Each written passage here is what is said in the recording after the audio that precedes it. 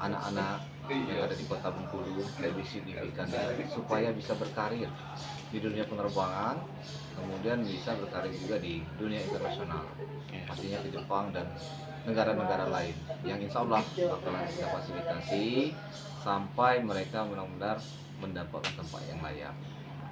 Untuk siswanya ini apakah umum atau tertentu nih Pak? Bagaimana Pak?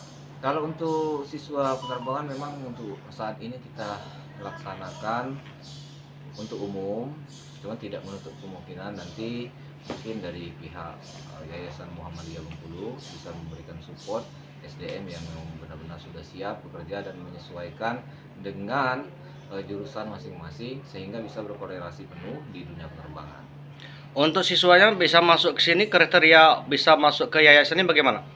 Untuk kriteria masuk ke yayasan ini pastinya ijazah terakhir itu SMA sederajat. Kemudian memang mayoritas anak-anak didik kita sebelumnya itu ada yang S1, ada yang D3. Kemudian tidak menutup kemungkinan juga hal ini kita nilai dari sisi keterampilan atau skillnya. Jadi supaya bisa berkorelasi penuh di beberapa regulasi penerbangan seperti tinggi badan, kemudian berat badannya, kemudian pengetahuan umumnya, dan pastinya kita memastikan anak-anak yang bersangkutan nanti itu sisi psikisnya itu memang sesuai dengan standar dan regulasi yang ada di Kementerian Perhubungan Udara seperti itu. Untuk acara ini yang dilaksanakan ini acara apa nih Pak? Ini alhamdulillah berkat kolaborasi bersama antara yayasan kami dan Yayasan Muhammadiyah Bengkulu, kita bisa menyelenggarakan grand opening sekaligus memperkenalkan gedung kampus 5 Universitas Muhammadiyah Bengkulu supaya bisa mempererat tali silaturahmi khususnya ke Universitas Muhammadiyah Bengkulu dan umumnya untuk masyarakat yang ada di sekitar lingkungan kantor kita. Untuk siswa yang sudah Bapak keluarkan dari yayasan atau BTHC ini sudah berapa banyak Pak? Alhamdulillah sampai saat ini kita sudah mengeluarkan siswa didik yang sudah bekerja sampai 3 tahun mungkin lebih, itu sekitar 100 orang. 100 orangan lebih Pak. 100 orang itu semuanya sudah direalisasikan untuk dikerja sesuai tempatnya masing-masing atau belum Pak? Jadi untuk realisasi ini kita menyesuaikan dengan kebutuhan yang ada di bandar udara masing-masing dari Sabang sampai Merauke. Untuk penempatan ini kita mayoritas masih dipegang di Tangerang atau Soekarno-Hatta, dan untuk saat ini kita punya proyek di Bali Pak. Untuk harapan Bapak ke depan yayasan atau kerjasama dengan Universitas Bengkulu ini bagaimana? Saya sangat berharap penuh supaya kerjasama atau kolaborasi ini bisa berlanjut, kemudian punya efek yang jangka panjang pastinya, supaya memang sesuai dengan visi misi kita bersama untuk menjadikan SDM ini lebih berkualitas dan bermanfaat pastinya di lingkungan masyarakat dan di lingkungan instansi-instansi yang benar-benar membutuhkan mereka. Untuk sistem penerimaan siswanya ini per 1 tahun sekali atau bagaimana Pak? Nah benar itu pertanyaan sangat menarik. Untuk 1 tahun biasanya kita hanya merekrut 2-3 angkatan Pak, karena kuotanya terbatas, karena diposisikan mereka harus punya sertifikat kompetensi ke depannya, kemudian mereka harus melalui proses ujian negara langsung dari Kementerian Perhubungan Udara seperti itu. Yang pertama menghadiri peresmian PT Kerja Angkasa Pura Indonesia yang kebetulan menempati kampus 5 Ya. Universitas Muhammadiyah Bengkulu, dan kita ada MOU dengan PT yang menyiapkan tenaga-tenaga terampil untuk langsung di dunia kerja. Kami support karena kami juga di dunia pendidikan agar kolaborasi ini menjadi lebih baik ke depannya. Untuk harapan Bapak selaku Rektor UMB di Bengkulu untuk kedepannya bagaimana terhadap yayasan ini? Ya, yayasan ini tetap maju, harus maju. Siswanya tambah banyak karena merupakan salah satu solusi untuk menyalurkan tenaga-tenaga kerja terampil yang ada di Bengkulu ke luar negeri. Untuk ke depan selaku Bapak pembina yayasan dengan Yayasan Peduli Kerja ini bagaimana Pak? Yang pertama, kita mensupport Ananda Khairul Agung yang sudah punya visi yang luar biasa, ingin membantu Bengkulu dalam khususnya pengembangan SDM Bengkulu untuk bisa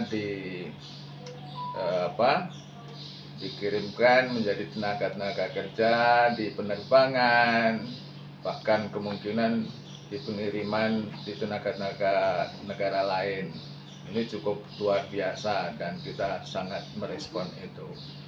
Sudah berapa lama Universitas Muhammadiyah Bengkulu ini bekerja sama dengan yayasan ini, Pak? Ya, kalau dengan yayasan ini kan baru ya? Baru kita lakukan hari ini, dan kami hadir secara lengkap dengan Pak Rektor juga hadir. Ini artinya kan bahwa UM Bengkulu sangat merespon, dan kami sebagai pembina akan terus mendampingi kegiatan ini secara baik.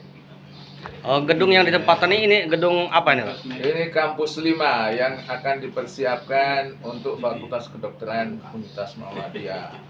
Menjadi pusat pendidikan penerbang. Maka pada kesempatan kali ini, kesempatan yang berbahagia ini, atas nama Keluarga Besar Universitas Muhammadiyah Bengkulu, kita berterima kasih pada Mas Agung yang sudah menjadikan kampus 5 ini menjadi tempat lokasi belajar anak-anak penerbang. Dan sekali lagi kerjasama ini saya berharap tidak hanya pada saat sekarang, meskipun untuk sementara waktu, karena ini sebenarnya itu akan disampaikan oleh Pak Hasan. Kampus 5 ini dibutuhkan sebenarnya dalam bentuk fakultas kedokteran.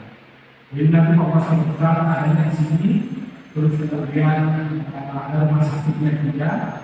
Tapi memang penyiapan untuk fakultas kedokteran dan rumah sakit tidak sederhana. Tidak untuk persiapan, baik pendanaan, SDM dan sebagainya. Oleh karena itu, kami bisa memastikan setahun, 2 tahun, atau 5 tahun ke depan itu bisa direalisasi. Maka terus kemudian bincang-bincang dengan Pak Kasat, sudah bersama-sama peresmian Yayasan Peduli Indonesia. Semoga Allah memberkati dan rencana kegiatan kita. Kemudian sama-sama di mana kita dibawa oleh perjalanan menjadi teman zaman yang belum menjadi ilmu, sampai kepada zaman yang penuh dengan ilmu dan teknologi yang modern. Mengingat kepedulian akan dunia pekerja sangat diperlukan di kota ini, dan juga semakin meluasnya kesempatan untuk bekerja di dunia penerbangan dan program kerja ke depan. Karena dengan ini masih banyak SDM yang membutuhkan lembaga pendidikan yang tidak hanya berfungsi sebagai pendidik, tapi bisa mengeluarkan sertifikat kompetensi yang bisa membantu dan menjadi salah satu syarat proses pengarahan kerja untuk siswa-siswi. Jadi sertifikat kompetensi ini memang mungkin sudah berlaku di ruang lingkup Indonesia dan di luar negeri pastinya. Mengingat manfaat dengan diresmikannya yayasan ini adalah untuk menjadi salah satu pilihan lanjutan pendidikan dan pengembangan SDM yang sudah siap bekerja terkhusus di dunia penerbangan dan karir kerja internasional ke depan.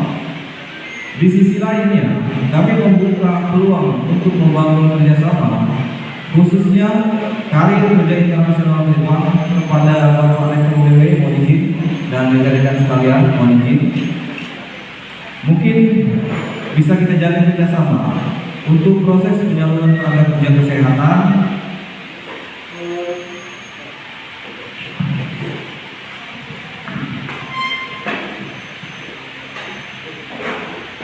setelah selesai pendidikan di UMB, mereka bisa melanjutkan kerja di Jepang. Dan kepada mohon maaf kepada rekan mungkin yang belum datang, kami juga berharap proses ini diikuti secara penuh dan stakeholder yang ada, Kepala Komisi, Pak Polres, Polsek mohon izin supaya bisa mendukung beberapa kegiatan kami. Selanjutnya kami juga berharap masukan-masukan positif diberikan kepada kami agar yayasan ini kedepannya bisa maju dan berkembang, ditambah lagi dengan animo masyarakat terhadap dunia penerbangan yang semakin tinggi. Maka dari itu, saya berterima kasih sebanyak-banyaknya atas keterlibatan yayasan ini. Izin menyampaikan pantun sedikit dari saya satu bait, kemudian kalian ada pengucapan tersendiri. Mohon izin Pak. Buah mangga, buah kecapi, enak dimakan di siang hari. Kalau ada yang salah dari pidato saya hari ini, mohon dimaafkan, jangan diambil lagi.